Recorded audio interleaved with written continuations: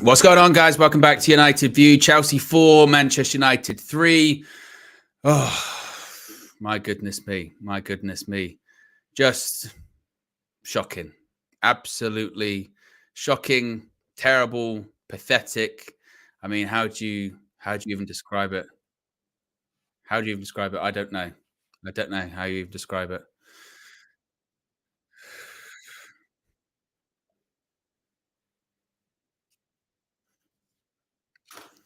Never, nevertheless, they were still live, by the way, guys. What are they doing? Oh, terrible. Oh, honestly, what a disgrace they all are. What a disgrace they all are. Nevertheless, yes, 4-3. I'm sickened, absolutely sickened by what I saw. Just a couple of things as well before I get to all your calls, because I know a lot of you guys are going to want to call in and have your say. I don't know if KG got to like all of the super chats at the end. The Danny DeFita one I do have in front of me. It says, like any sports team, business, or whatever, the players are a reflection of the management. If Erik ten Hag wanted to keep the ball, why did he keep that criminal Bruno on who couldn't hold the ball? Stop this nonsense that the players and manager are separate entities. There was a couple here that I don't know if he got to as well. I think one from Vincent saying, how on earth do you watch that and blame the manager? These players are taking the piss. Stop looking for a scapegoat. Santiago has been a member for 21 months saying, folks, don't forget to hit the like button and support the channel. Most of us can turn off the TV and walk, but these guys are here for you all. And JD Carmelo is the latest member of the Elite Members Club as well. So big up to all of you as well. Yes, I think I'm caught up with all of those super chats. I think. Yes. But if you are a new member, you can call in and have your say. This is the full-time view. Members that want to call in, go over to the United View YouTube channel, go to the community tab and click and you'll see the link there exclusively for members. You can call in. You can have your say as well. So yes, be sure to click the like button. Be sure to subscribe bottom right-hand corner. JD Carmelo is the latest member as well. So big up to you too. Let's get straight to the calls because I know a lot of people are going to want to have their say this evening. Let's start off talking to Show. Show, talk to me. Are you surprised? Another capitulation? What are your thoughts? Well, I mean, I think we saw a game today between two poor teams and two poor managers. That's what we saw today. I think, and probably two teams that won't have those managers next season. I mean, yeah, I want to say I'm surprised at the capitulation, but it's almost as like we kept giving the ball away at the end, and I just thought Chelsea are going to get one more chance. I didn't think they were going to score two. Obviously, that's the crazy thing. But I mean, it's just look. People aren't going to like it because I'm going to talk about Ten Hag. I don't think it's completely on Ten Hag today. I think it's a collective because, again, it's not his fault Dalot made a stupid challenge. And then from the corner to fall asleep like that, just what? I mean, to give... we're the only team that would do that. To give Palmer a free shot when he's already scored 2 goals, that's nuts. But I just think, again, I thought Ten Hag subs, I thought they invited pressure, I'll be honest. I was surprised Ahmad didn't come on instead of Rashford. I thought Rashford had an absolute disaster class when he came on today, by the way. Although I thought Mount, fair play to Mount, he came on, hostile atmosphere. I actually thought he kept the ball well. I thought Mount did his bit when he came on today. I mean, he's playing on the left wing as well, which is not anywhere near his position. But I just think it's symptomatic of what we've seen all season. I mean, we can look at those last 2 minutes and say we lost the game in the last 2 minutes, but if you look at the game as a whole, Owen, it was once again a basketball game. And I mean, we conceded another 28 shots today. I mean, how many consecutive games is that now when we conceded 20 plus shots? Is there another team in the league that does this? I don't think so. I tweeted during the game that it really, I mean, obviously I know for the neutral it was a great game end to end, but I mean, people going into the game calling it El Modico, and it really was. Like, it wasn't end, you know, like sometimes you watch a game and it's end to end because the teams are really good. This was end to end because the teams were really bad.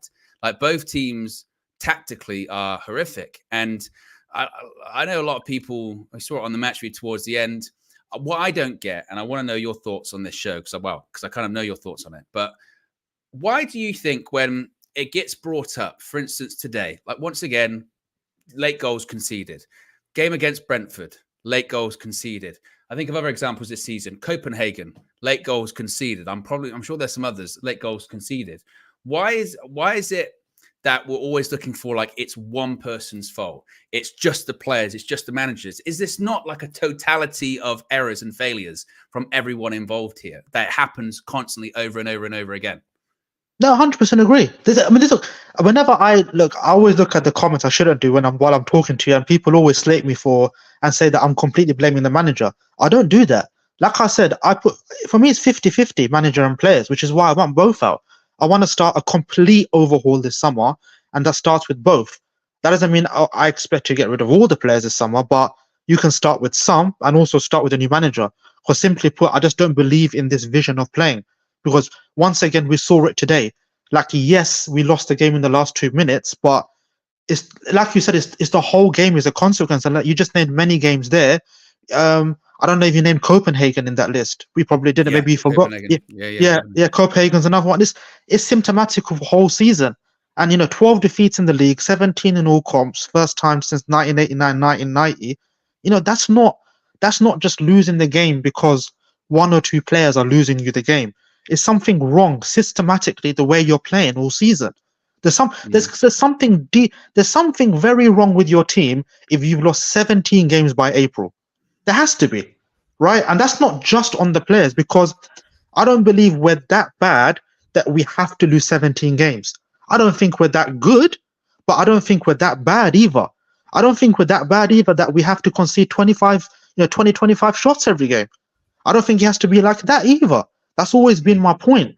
And this isn't against good teams. As much as we can say we played Chelsea today, and Chelsea is the name team, we saw it today. Like when we even had half decent spells in the game, they didn't know what to do, Chelsea.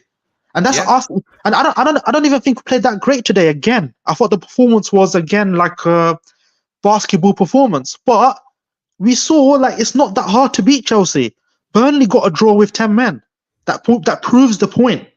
But yeah, it's always us, right? We had to capitulate today. We had to concede 31 shots against Brentford. We had to finish bottom of the Champions League group. Record amount of goals conceded for an English team. It has to be us. But the blame is completely on the players. So I don't get how there cannot be any accountability on the manager. That's always been my point. And the thing is with that, that's where I agree. I've mentioned it before. For me, I don't understand. It's a strange element of sort of defensiveness about it. You know what I mean? When you sort of bring up that, to your point, and I said this before the game even kicked off. I said it doesn't matter if we lose today in the sense of, for my opinion, is Chelsea are rubbish. I watched that game today, and I feel like my point's been hammered home. Chelsea are rubbish. They are not good. You've watched them play today. They're like us, but almost to a lesser degree. They concede chances. They're sloppy on the ball. They've got no midfield. Tactically, they're poor. And I don't think we lost today because Chelsea are a fantastic team or they're better than us. We lost today because, for me, the way we're set up mixed with the mentality causes that. It's not defined as like, oh, just these players aren't good enough. It's these players aren't good enough. And I think the setup just cannot work. I mean, to your point, I was listening to the commentary and they're going, this is a great watch. It's fantastic. It's end to end. It's end to end. But when you do take a step back and look at it cold and calculated, you sort of go, this is madness. Like this is madness. And for me, if it's happening, if we've capitulated late on so many times, that's not a coincidence for me.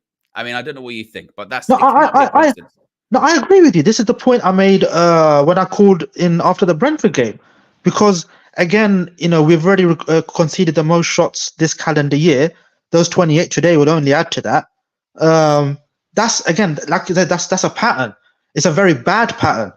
When you conceded 28 shots to a poor Chelsea that have been pretty toothless all season, I think that says a lot. Because not a lot of teams do that against Chelsea. I'd love to know the last team I think Burnley conceded quite a lot at the weekend, but again, they had 10 men, and that's Burnley. So if I'm now comparing myself to Burnley standards, that's already a problem in itself. You know what I mean? So it's just it's unsustainable. This is what I've been saying for a long time. Like, yes, there are faults in the players. Absolutely, we can see that, but we don't.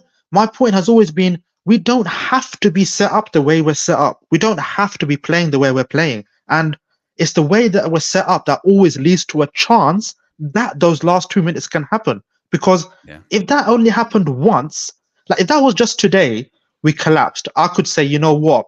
I'm putting 90% of the blame on the players. Well, that's the first time that's happened this season. But to your point, you mentioned it's happened various times.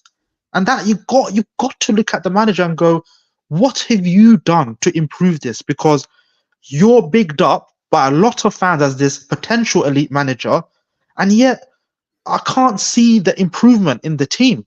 I feel like we're back to where we were 2 years ago, and yet we've spent another 400 million to get here.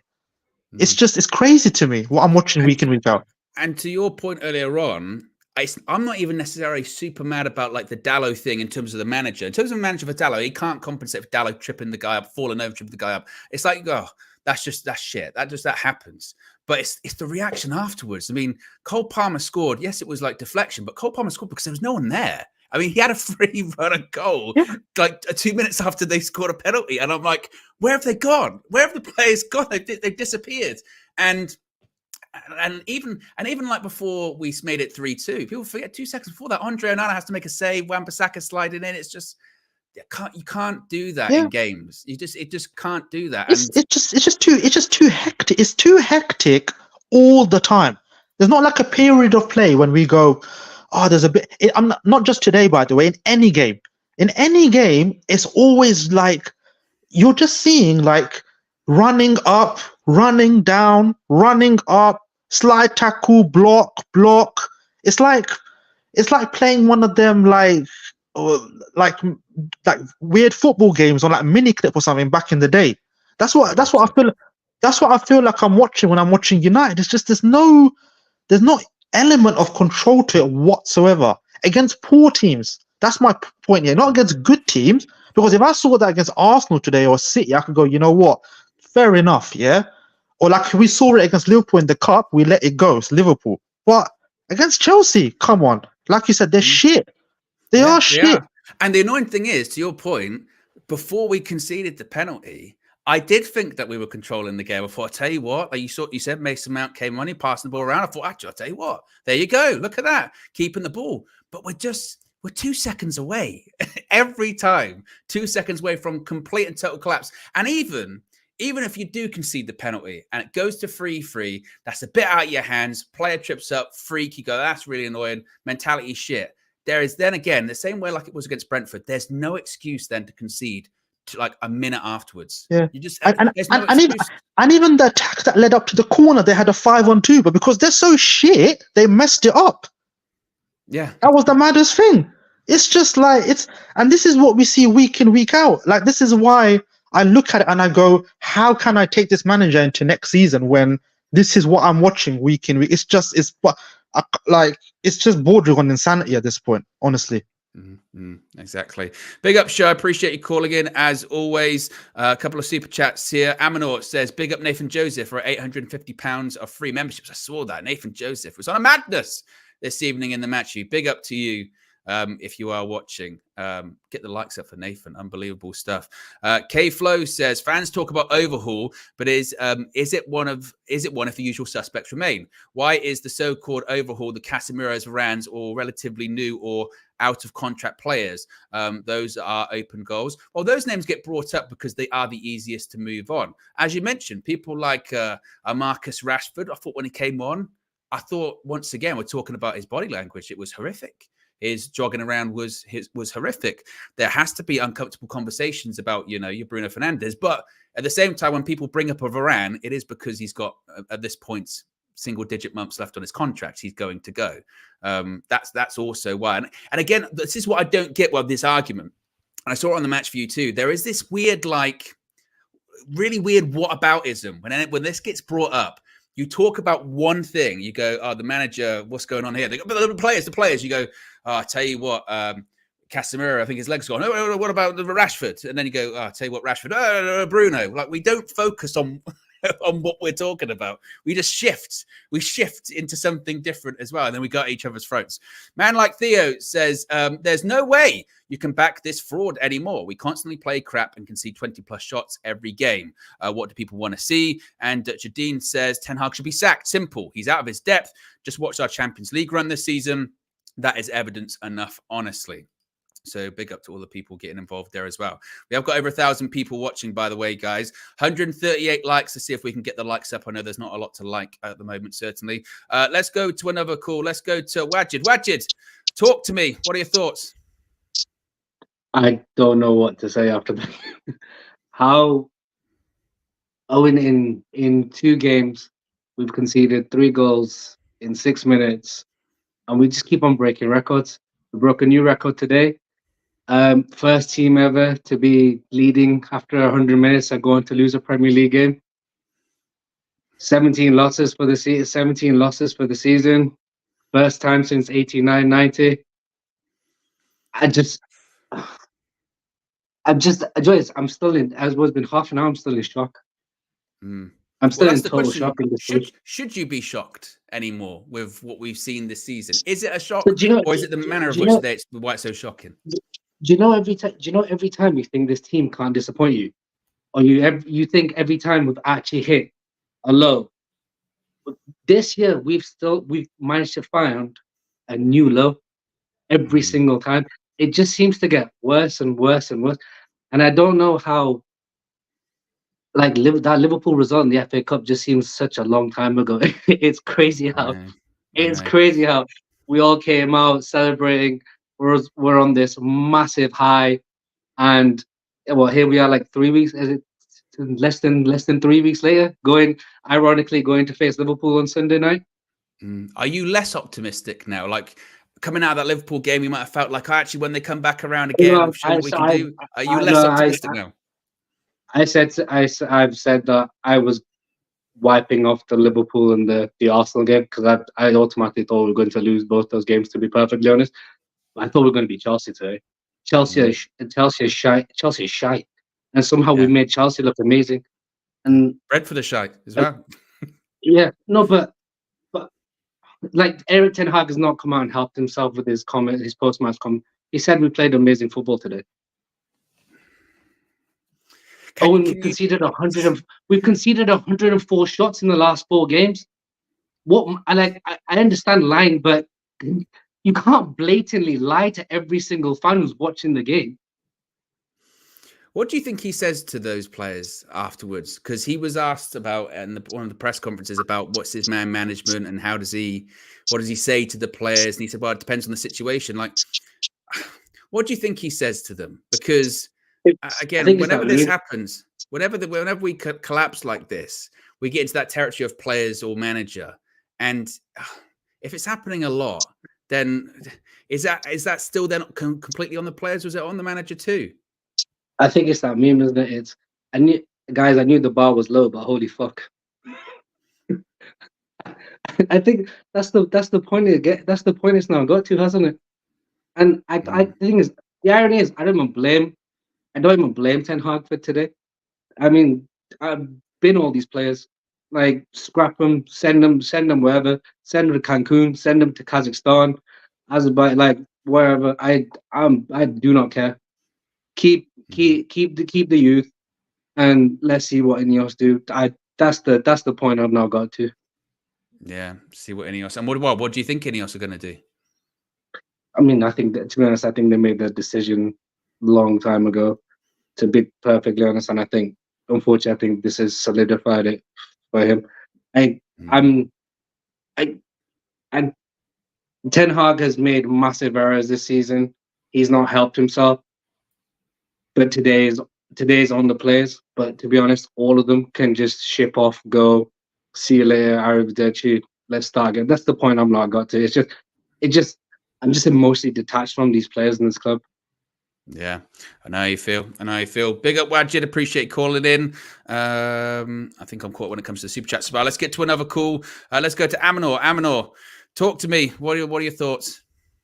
I was just laughing because I wasn't surprised. I was walking around with my phone in the kitchen in the dark, just trotting with my phone, watching it in the dark. I know, with my phone, with my hand on my phone, watching the game on my phone. I thought, 2 more minutes, come on, 2 more minutes, because I was pacing. I was getting really nervous, and inside me, I felt, I don't know why I didn't have the belief when it was 3-2 that we were going to win the match, because I just felt we needed one more goal. I just couldn't trust these players and the manager to to see it out based on previous performances, like the Copenhagen games, an example, the Galatasaray games, other games whereby they've just shown me that these players Brentford. need Brentford game. These players need 2 goals or 3 goals at least to make you feel comfortable that they'll see this game out. I think I've come to the point whereby I'm not. I might as well say it. I know I'm not Erik ten Hag out, but he's not the manager for me next season. I think. What do you think of these like definitions as well? Can we have a conversation about this? Why do people people are obsessed with like you've got to say Erik ten Hag out or you've got to say Erik ten Hag in, you've got to pick a side. Like, can you not like kind of like what sort of Flex was said on the match sheet? Can you not just be like, this is terrible. Everyone needs to go. This is not working without having to like firmly put pick a side about it. Yeah, but the English language is not made of Erik ten Hag out, Erik ten Hag. The vocabulary is much greater than that. You can express different views using different languages. So when Cage was pressing Flex, Erik ten Hag out, Flex was right. He wanted to express how he felt, and that's how he felt. He said, "Rip it up," and I sort of agree with him. I think what I want to say, I'm going to talk about the players and the manager, but I'll talk about the players first. There's some senior players who I think are just not good enough to take us to the level that where we want to start competing. And I'm naming players like Rashford, Bruno, Casemiro, those 3 in particular. I just think that they're not. If we want to be challenging for titles, or if we want to be challenging for top 4, these players alone will not take us there. I thought they were, but based on the performance of this season, especially today's game, when I saw early on the match, Owen, Casemiro's flying in for tackles, and this is a senior season player who's won Champions League 5 times. You think, right? I need to keep, stay on the not stay on the floor, stand up, hold the ball, pass the ball, etc. He wasn't doing that. Similar to Bruno. Yes, Bruno scored a goal, which is credit to him. But overall in his game, I just thought, where was his leadership? Where was he? He should be the one at 89, 90 minutes, trying to calm the players, trying to say, look, we need to hold the fort. Let's not concede. Let's pass the ball. I didn't see him do that. It was Mason Mount who was doing that. So these senior players and Rashford, I think Rashford was probably one of our worst players. I actually thought Casemiro was. Then I saw Rashford's performance when he started jogging around, and lack of him, I just thought, well, he's not there mentally either. I think there's some undercurrent issues with Rashford, and he's just not zoned in to play for Man United at the moment. So that's my rant to the senior players. They should have seen that out. But going on to what Show said, I'm just going on to add to that. I think this manager structurally cannot fix the issue that we have. He has consistently pursued this idea of a 6 at the top, 4 at the bottom, high, like Jamie Carragher said, high press, low block philosophy. It may work in the Eredivisie, it may work in his dream world mind, or this is how he likes to play football theoretically in his head. But in the reality of the Premier League, you cannot play like that. The fact that Burnley had 10 men and they managed to achieve a 2-2 draw, you'd think the manager would say to, look, 3-2 up, let's just shut up shop, or let's get a defensive setup behind the ball, and so we make sure we are very hard to break down, like 2 banks of 4, etc. Ten Hag doesn't have that in his mentality to do that. He still continues with that philosophy and that structural style of play, even at the 90th minute, 91st minute, 92nd minute. So his in-game management and his approach is fundamentally wrong for this league, and for that reason, I think, Ineos has made their mind up. I don't need to say the words, Owen, but it's the structural stubbornness of him that has got him the sack. I think that, a few weeks ago, I forget when it was, and my prediction was I didn't think he'd be there at the beginning of next season because I didn't see him getting the results. And it was that Liverpool game and some other things. I thought, well, maybe he might actually turn the corner and get a bit lucky, but I just don't see it now, Amanor. I just don't see it. I know I was saying before the game started, you don't have to win every game to get to top 4. But once again, today, Amanor, Spurs dropped points this week. Aston Villa dropped points. This is why I didn't think initially he won't be the manager next season, because even when they slip up, we can't capitalize. We should have capitalized against Brentford. We should have capitalized against Chelsea, and we've bottled it. There's no other way to put it. We've bottled it twice in a row, and I just. But on the mental. So this is where I blame the senior players, because the senior players and the manager have got to have the mentality to see it through. When you are facing adversity, you've got to do the basics right. Don't have a massive hole in the midfield. You know, I'm not going to quote another channel, but there's another person, Ricky, and I used to dislike what he said quite a lot, but now what he says makes sense. There's no shame in having a defensive lineup sometimes. Yes, you can attack, but sometimes you've got to recognize, actually, I can't do that for 90 minutes. I need to change the shape. I need to have a plan B. I don't see Eric Ten Hag having the adaptability of a plan A plan. He has a plan. Marcel, bless him, says he has a plan A. I've heard him say this. But I'm sorry, successful managers has a plan A, plan B, and they are adaptable. They know when to fight, and they know when to sort of be defensive. And I just don't think that. Sorry, it's just stubborn. I can't think of a better word than stubbornness. Is it? I don't know whether he's not meant to. He doesn't have the capacity to do this, or it's a stubbornness. His stubbornness has cost him his job. Interesting stuff. Appreciate you, Amanor, as always. Let's go to another call. Let's go to Joe Blackman. Joe Blackman, what are your thoughts? Yeah, what's good? What's going on, Owen? You all right? No, I'm not all right. I'm not all right. Me neither. I'm tired, Joe, man. Bro, you must imagine how much stick I'm getting right now as well. Yeah, THDO and all that. Yeah. So I'll tell you this right now. I've never said the manager's without reproach. It's like one of my main lines when I say THDO. Yeah, the manager is not without reproach. But I can't look at this game today and say that it's his fault. It's 100% the manager's fault. I've been seeing too much in the chat. Oh, Eric Ten Hag out. This is all his fault. Blah, blah, blah. No way. No way. Look, you say that he doesn't have a plan B, as I was just listening to Aminor, right? He doesn't have a plan B. But I'll tell you this right now. Can't remember the exact match it was, but do you remember when he took off the minute when we was up and we took off Rashford and brought on Evans and made it like a 5-man defense rather than a 4 defense? Do you remember that match? Yeah. Look, he knows who's weak at tracking back. But even then, look what happened to our team today. We had no defenders left. Evans came on for Varane, and Evans came off for Kampwala. Yeah. We are structurally effed when it comes to having players available. We had no defenders left today. And people want to say that it's a manager's fault that we capitulated at the end. We had no other options left. He could have brought on a Sofian Amrabat, could he not? He's a defensive midfielder. He could have got him, park behind, get behind the ball, see the game out. Look, that's an option. But if you saw the game where it was, so he did. No. Don't get me wrong. Look. There's always an option to do anything. But if you was the manager at that moment, would you have thought that we wouldn't have seen out that game? That's the thing. Do you know what I mean? Yeah, you have to think as the manager yourself.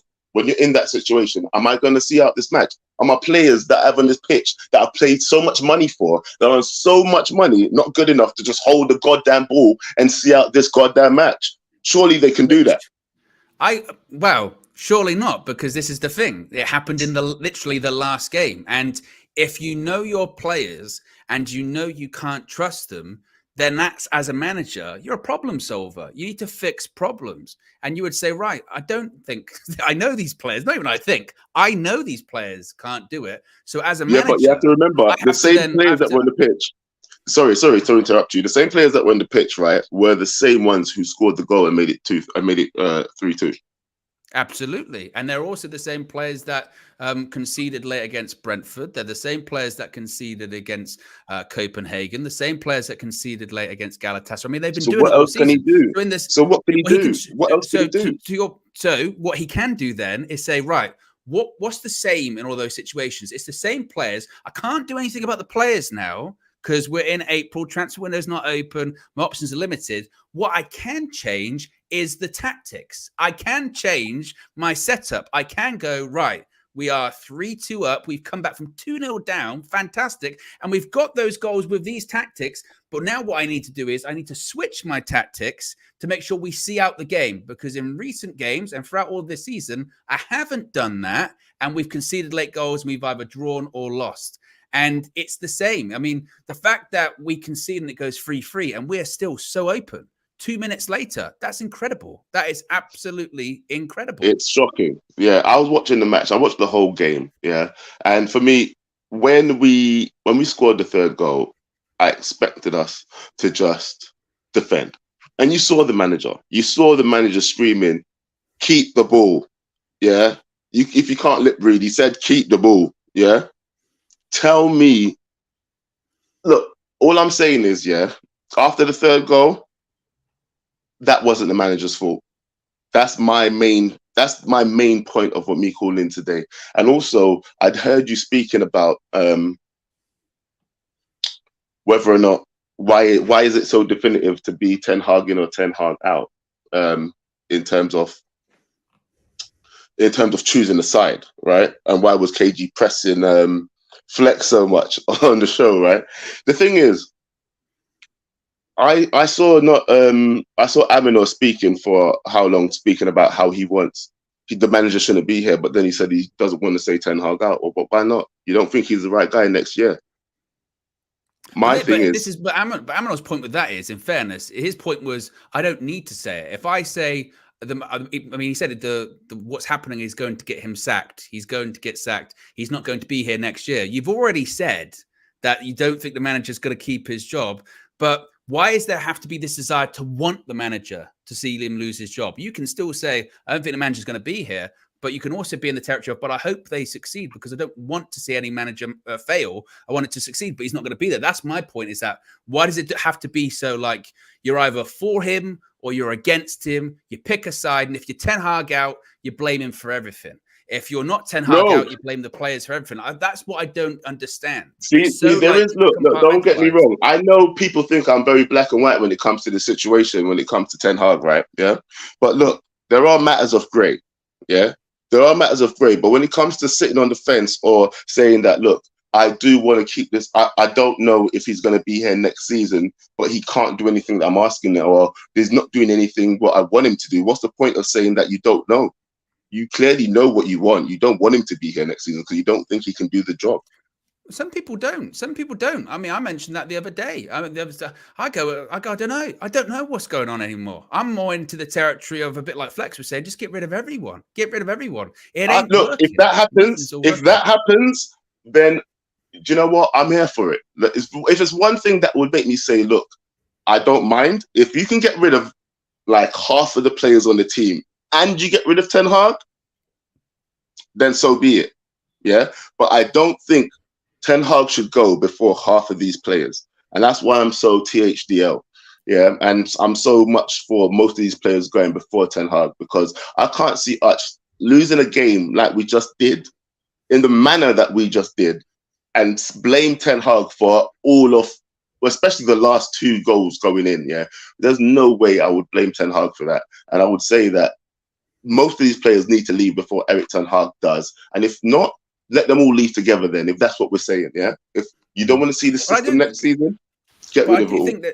I do think there is this, and this is the other part of it. I do think those people that are more into the territory of, I don't think he's the right guy, I don't think that automatically puts them into the territory of keep all the players either. I think that kind of gets confused a little bit too, is I think that when you go, oh, I'm not sure about this manager, then people go, oh, so you're saying keep Bruno Fernandes, you're saying keep Marcus Rashford, you're saying keep, all these players. And I don't think that's the case as well. And I don't know. Like I said, I'm more into the territory of everyone needs to go. Yeah. Oh, it is. You know what? If that's the case, then so be it. Like, I'm there for that, innit? Yeah. Look, I know I'm like one of the members of, one of the leaders of THDL, even not even members. Yeah. One of the leaders of THDL. So everybody knows that I'm Ten Hag in, right? And I do believe that he can make a difference next season if we can get rid of some of the real deadwood players. And when I say real deadwood players, I mean some of the players that are on real big money, not some of the players that are on the fringe. Yeah. I'm talking about the Marcus Rashfords. I'm talking about the Harry Maguires, the Scott McTominays, the ones that are not really doing, even though I'll give Scott McTominay some praise today because he did okay. He done okay. Yeah. He done okay. Yeah. I saw him there in certain situations that he needed to be in, and I was happy for that up until the end. So all I'm saying is this. If Ten Hag is not here next season, I hope half the players leave with him. Yeah. That would be my ending statement. Big up yourself. Big up Joe Blackburn. I kind of cut him a little bit early. I didn't mean to. Sorry, Joe Blackburn. I was too trigger happy. I was hovering. You know when you hover and then the finger just goes. Sorry, Joe. Big up to you. Super chats here. Where was I? I think K Flow was the last one. You know what's funny? Every other manager bar Carlo is just as stubborn. People need to do their homework on Nagelsmann and Roberto De Zerbi. We will be here. Don F says Erik ten Hag isn't good enough for this team, and their team is also piss poor. Two things can be true, but stop backing mediocrity by this manager. It's time to go. Bring in Carrick for the rest of the season. I think Middlesbrough might have something to say about that. But I do partially agree with what you're saying there with that. Is I do think that this is the thing. These statements can be both true at the same time. Sirens in the chat. I can hear it. I tell you what, these are noise cancelling. I can still hear from miles away. It's actually quite impressive. Sirens in the chat. Sirens in the chat. New members, you can use your new emojis. Crash with the big super chat. Appreciate you. Says just get rid of everyone at this point. Manager, players, board, Glazers, Ineos, etc. I don't care anymore. Clayton also says United fans deserve Southgate. Their fan base is so toxic and expects instant success. United have been crap for 10 years. Give Erik ten Hag time to build. So, look, a lot of opinions here. Let's go to another call. Let's go to Chalaboy Comics. You're a positive man, my friend. Have you got any positivity to give me this evening? How you doing, Owen? Not too much positivity. This one really, really hurt because we lost that game. We handed the game to Chelsea in every aspect of the game. Every goal we conceded. The first goal, Onana should be doing better in saving that. The defense was a shambles. The second goal is a very, very soft penalty. The third goal is even a softer penalty. And then the fourth goal is just people not being alert on the wheel to react to situations. So it was a very disappointing game in that aspect because we did everything to hand them the win. However, maybe I watched a completely different game. Maybe it's an unpopular opinion and people are going to come at me. But I thought we were by far the better team for majority of the game. At the initial period, we were terrible. We were pretty bad. We started pretty badly. And towards the end, we lost our heads when it got to 3-3.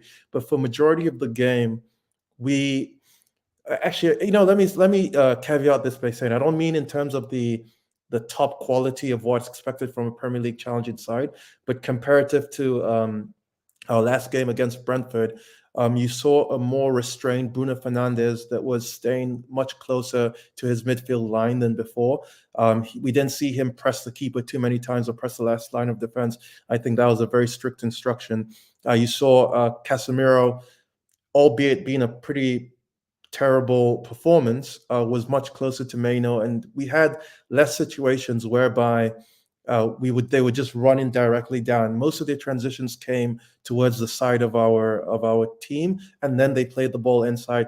Now, the main reasons why I think those transitions were happening was because we were just losing the ball in terrible areas, and that's been symptomatic to our whole season. Sometimes we talk about the structure, but I remember watching the Man City Aston Villa game yesterday, or maybe a couple of days ago. I think it was yesterday, but there were a couple times where Aston Villa had like 4-on-2 charging down Man City's team, and you'd think, oh, that seems like a Man United issue. What was the reason? Is because Man City lost the ball in a very precarious position that they generally don't lose the ball. That's why we don't see these transitions happening against the top teams, because the quality of pass, the quality of control is always so top notch. So the only time they're losing the ball is effectively in the opposition box or right outside it.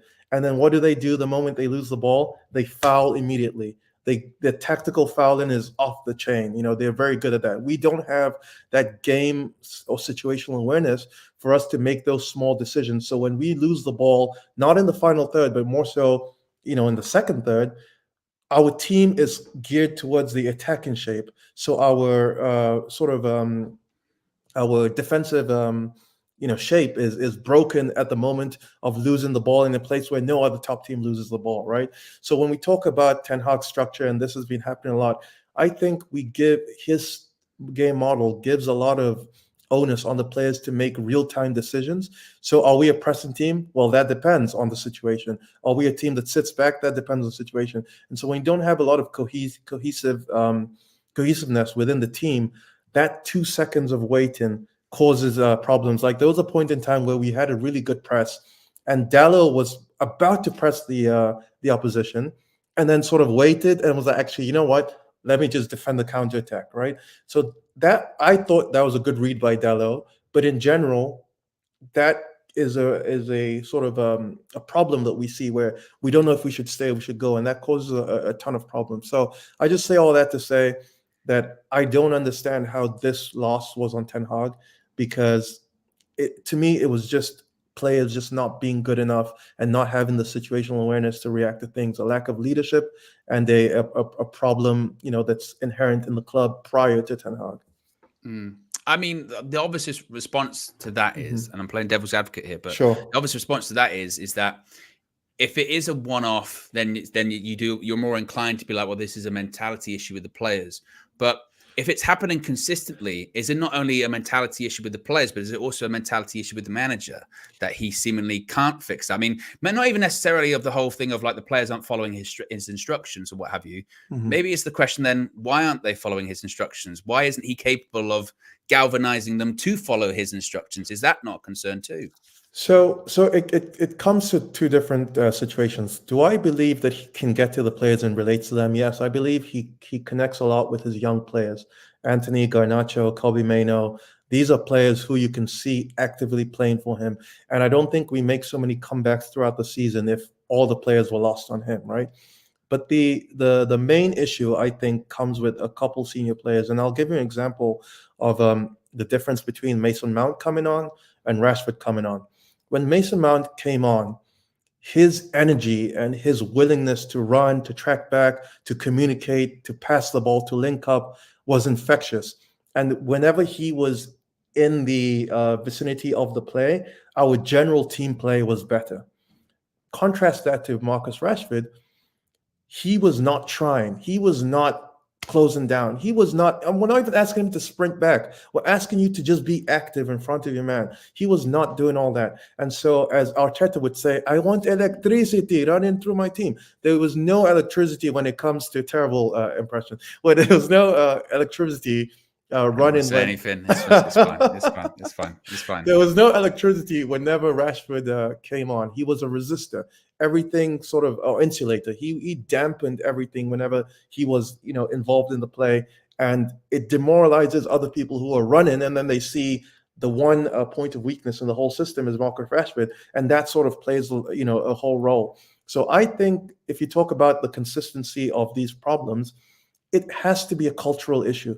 It has to be a cultural issue where there's a lack of accountability and a lack of leadership. We all saw the overlap interview with Rio Ferdinand, and he was just talking about how senior players were getting on him, even though he himself was one of the most expensive signings.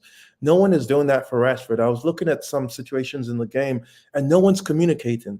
The only people who were communicating were Bruno and Mason Mount. No one else. And so when you talk about these small margins, they have a knock-on effect. So to make this about Ten Hag came in to fix the culture. Let's not forget our team was in free fall when Solskjaer and Rangnick were there. He came in and instilled a level of accountability that hadn't been seen. Bruno says, we're finally taking things seriously at Man United. So this is going to be a long process. I can criticize Ten Hag maybe for his too much trust in his players, where he's like, they can't do this job clearly. But do you want to abandon his principles and then just play park the bus and then counterattack for the rest of the season? Maybe we have to do that, right? But yeah, it's just disappointing to see. And finally, Liverpool at the weekend. A couple of weeks ago, I'm sure if I asked you how were you feeling, you'd have been very positive. What about now? You know what? I'm very nervous. I'm very nervous. What I mean by that is that we can definitely take the game to Liverpool. But I'm just nervous that these two losses are going to have done psychological damage in the camp where the positivity is low. Do I believe we can beat them? Yeah, maybe. But if they're beating us, it could be really a really bad result because we just don't have enough players available. So I'm just going to hope that we can galvanize and salvage something from our performance, let the United spirit get us through that game. But it's not looking good. Not looking good indeed. Big up Chalaboy Comics. Appreciate you calling in. As always, a couple of super chats here. These players simply have not been coached to see a game out and control it. That's solely on the coaching staff. Ten Hag has dug his own grave, and he can lie in it for all I care. But we don't, recommend death to Eric Ten Hag. It might be death to our Champions League hopes this season or next season. Milan says, got to interject. Rashford was in the striker's position. Graveyard shift. No one was pressing hard in the 80th minute. The team stopped attacking. I would push back to that as well, because you can talk about the graveyard shift for a player that's played 80 minutes. Marcus Rashford, when did he come on? Like, was it 60th minute? Maybe even later than that, something like that. There is no excuse for him to not be running the way that he was running at all. And once again, this is when we get into that weird territory of, if you say Marcus Rashford, when he came on, he offered nothing, his body language rubbish. We then get into, but what about this player? To your point, lots of people weren't, right? But Marcus Rashford, for him anyway, for him coming on and being through the middle, being a striker, you think probably the intention was to be like, okay, you've got a lot of energy, we're going to need you to sort of press. And he didn't do that. Like, he didn't. He came on and didn't do his job. So he gets criticized for not doing his job. And I think that's fair. I think that's fair game. This is the thing with Rashford as well, is there's this weird line about what is and isn't fair game with him. And there's a lot of stuff that isn't fair game, and it is over the line. But there is stuff that is fair game. It's like the Harry Maguire thing a couple of years ago. There was a lot of things that weren't fair game about Harry Maguire, but a lot of stuff that was, particularly when he was the captain. So that some of that criticism is fair, in my opinion.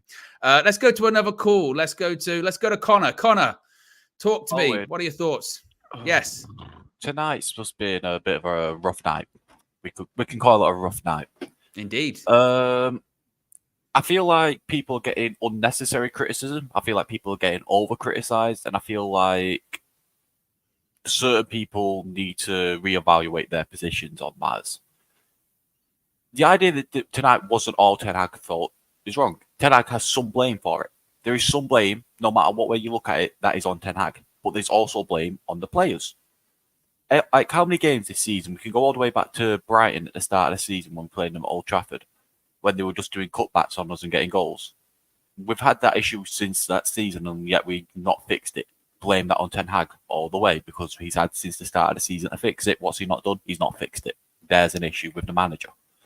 But if you want to go and say, it's Ten Hag's fault because Dalot gave away the penalty, but no, he slipped.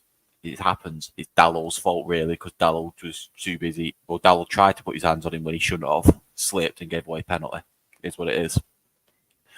But I think the idea, like, when did Rashford come onto the pitch? What minute was it? The 66th. And when did we scored in the 67th? I feel like the idea that Rashford wasn't pressing and wasn't being, like, as far forward as what he is wrong in my mind, because after we got that, well, from what I saw, we went defensive. We weren't going, of course we had attacks, but we weren't going all out attacking like because we weren't chasing the game anymore once we got our third goal. And then when I was watching part of it, Rashford went into the right wing position and was tracking back all the way back to right back. So I don't understand why he's getting the criticism of he wasn't pressing. Well, he wasn't pressing because he was defending. Like, sure, his body language didn't look great, but he did his job. But there were instances in that game. I can recall one right towards the end where I think they had a corner and ball came out, and we saw the Marcus Rashford 50-50 dangle a leg, don't do anything. And yeah, that's fair. Criticizing for that, and that's what I think people are criticizing him for. That it's the same Rashford that we've seen this season, where it's like just that level of body language is now. And maybe the interesting thing, Connor, is maybe that was there last season, but when you're scoring goals, people don't care about that. Maybe that's just Rashford. Maybe that's just Marcus Rashford, and we can't do anything about that. And again, from a manager's point of view, how does he fix that then? Does he just not play him like he did in this game? See, you can't drop your, like, I don't want to say call him a star player because, well, he's not the best star player, but in Ten Hag eyes, he's the one that got him 30 goals last season, got him a brand new shiny contract because of it. But I want to go on to another point, sorry. But Wajid made the point of what did Wajid say about Ten Hag? Ten Hag's comments. He loved the way that we were playing. I don't know. I haven't seen the comments. He said Ten Hag said we deserve to win the game, but we can't give it up like we did. He said we started poorly, and we're giving the ball away and defending poorly for the first 2 goals, which we did. But after that, we did dominate the game until we gave it away stupidly in the second half. And I feel like we need to criticise the players before we go looking for the manager's head, because the manager can only send the players out there. If the players aren't motivated to do the job, what can the manager do? Drag them off for the players who've got on the bench? Who do we bring on? Amari Forson to play instead of Rashford? Like, we've not got options this season, and that's an issue that in itself needs to be looked at. When we've got how many?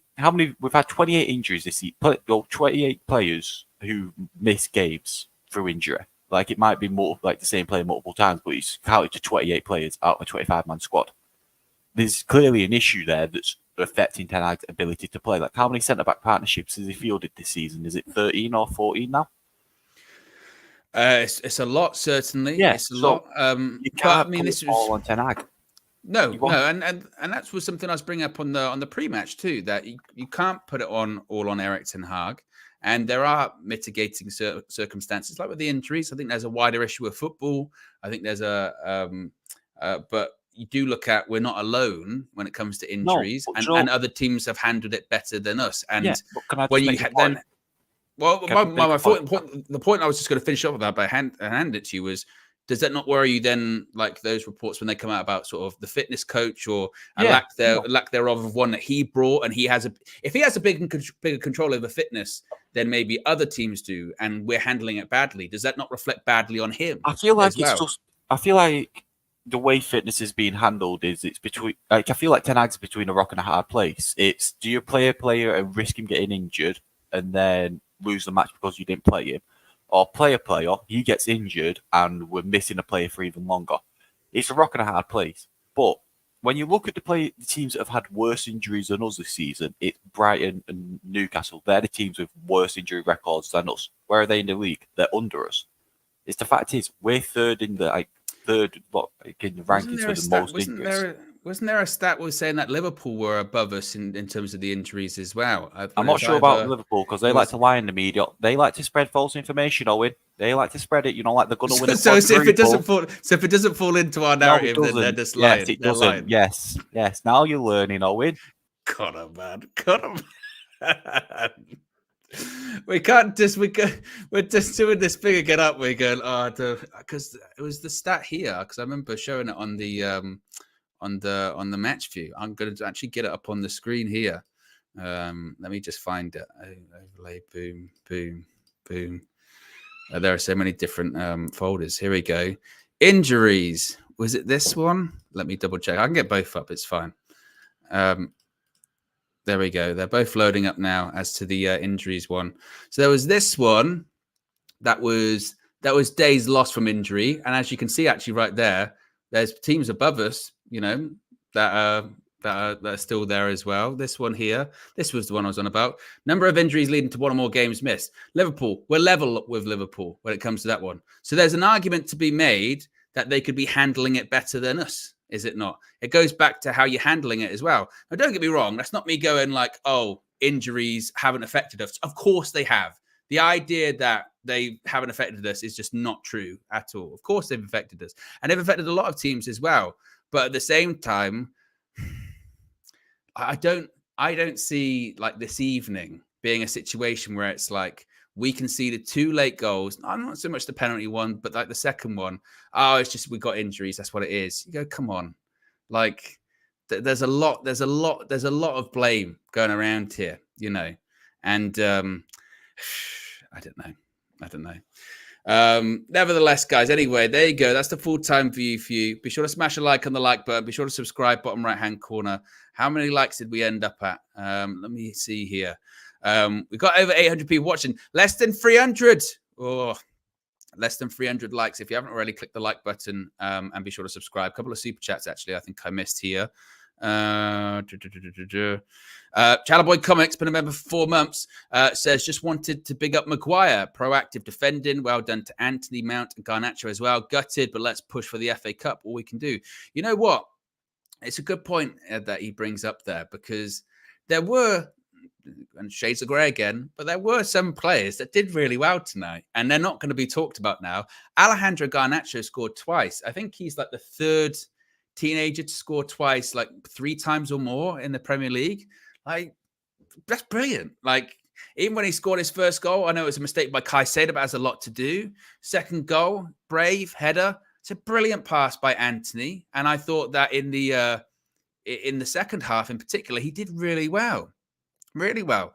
Mason Mount, when he came on, I thought he did well too. But all of that is going to be lost now, isn't it? All of it's going to be lost because once again, we bottled it. Which is really unfortunate. K-Flow says, so Wajid been lying. Wajid has been waffling. New name. Wow, Wajid, they're coming for you. They're coming for you. And Prod by Paramarius says, are you 10 in or out, Owen? You've got to say it. You've got to say it. Stick to it. That's what you've got to do. You have to pick one. I said before, my prediction was that I didn't think first game of next season, I don't think that he'll be in the dugout. And I thought that was because I didn't see him getting the results required to qualify for the Champions League or win a trophy. Now, FA Cup, it's the manner of which, isn't it? The problem is FA Cup, you're looking at most likely scenario is maybe a Manchester City again in the final. And I know a one-off, you never know, but... And my mind was kind of turned or changed a little bit into the prediction a few weeks ago with that Liverpool result. And then not just that, but also the way things were opening up in the league. But I did have this thing in the back of my mind of these teams. Yes, they're going to slip up, particularly Spurs with the games they've got coming up. But can we take advantage of that? And the answer is no. We've had two opportunities to capitalize on Spurs slipping up, and 2 out of 2 we haven't been able to do it.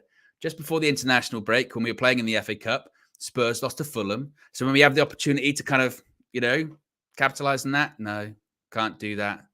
When they slip up against West Ham, can we capitalize on that? No, we can't do that.